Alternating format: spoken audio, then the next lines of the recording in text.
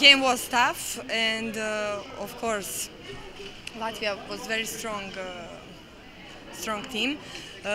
We know that today we don't have nothing to lose, just to win, and we give all our hearts on the court, and we win finally. It was tough, and what was the key moment? What do you think? Why did you win? I don't know, maybe defense on the end, or we have more power to win. Okay, good luck. Anita.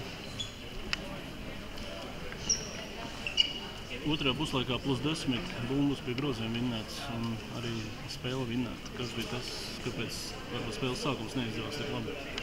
Nezinu, varbūt tāds neliels satraukums par to, ka mums šī spēle bija jāuzvar un gāja kā labi, un tad gribējās kaut ko ātrāk izspēlēt, bišķiņ par ātri sasteigts, un es domāju, ka tas bišķiņ ietekmē spēles gaitu sākumā. Kas notika pārtraukumā, kā izdevās savākties uz otro puslaiku? Treneris pateica, ko mums ir jākoncentrējas un ka nav vērts steigties nekur, ka mums jāņem un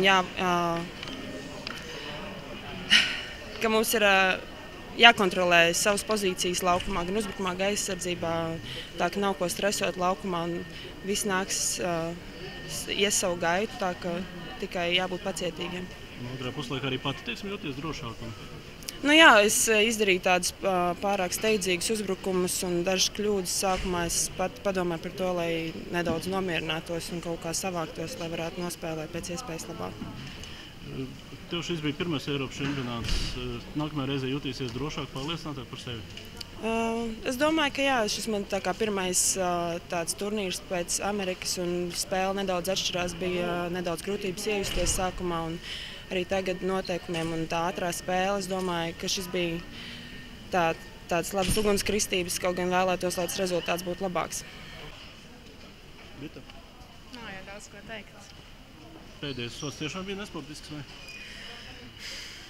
Nesportisks tas nebija, bet es jau viņai neļaušu saņemt tīru bumbu. Tā kā pagrūst es varbūt bišķi pagrūdu, pie krekla pieķēros, bet vai tas bija nesportisks sots, es neuzskatu, nē.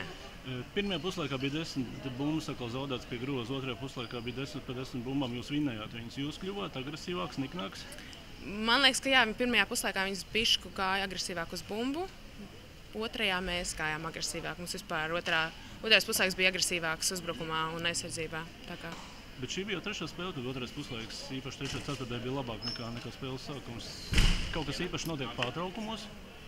Kaut kā pārunājam savā starpā kļūdas, treneris uzsver, ko vajadzētu darīt, ko mēs nepareizi darām, pārunājam un lietas tiek labotas. Bet kas pietrūka, lai tā sāktu spēli? Grūti pateikt, jo it kā uzvilkušās bijām, visu izrunājuši bijām, pat nezinu. Tev šis bija pirmais Eiropas čempionāts. Jā. Nākamā reizē jutīsies labāk, drošāk, būs labāks rezultāts? Jācer vienmēr uz labāko, vienmēr, ka brauc uz jebkuru spēli, jebkuru čempionātu, jebkuru turnīru. Tu gribi nospēlēt labi. Bet pašai kāds tas izjūtas tagad? Ir bijis tas apmēram kā iedomājies Eiropas čempionātu? Vai? Jā, principā jā.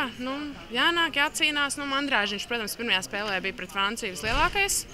Un tad pakāpeniski tas saruka, bet, protams, skatītāji daudz un grib izdarīt visu to labāko. Dažreiz pārcenšās, dažreiz kaut kas nesanāk, bet es domāju, ka visas meitenes cīnījās.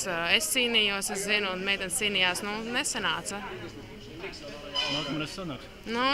Uz to ir jāiet, Paldies.